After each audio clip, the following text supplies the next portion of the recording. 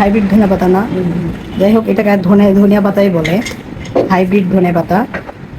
আর দেশি ধনের পাতাগুলো কিনে নেয়, কারণ ফ্রিজে রাখলে নষ্ট হয়ে যায়, ওই জন্য এটা নিয়ে আসছি, জানি না এটা থাকে কিনা। আর নিচে হচ্ছে পুদিনা পাতা।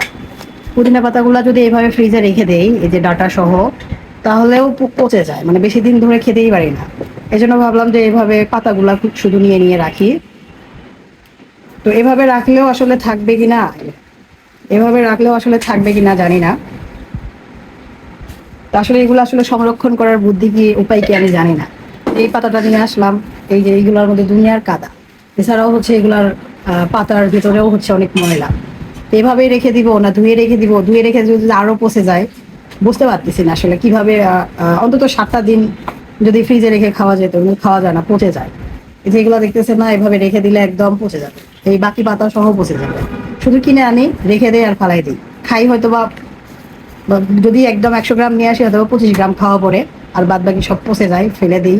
ধনিয়া পাতারও একই কাহিনী, পুদিনা পাতারও একই কাহিনী। আসলে এগুলো সংরক্ষণ করার উপায় কি, মানে একটু রেখে যে বেশি দিন রেখে যে খাবো, সেটার উপায়টা কি? যদি জানা থাকে অবশ্যই কমেন্টে জানাবেন।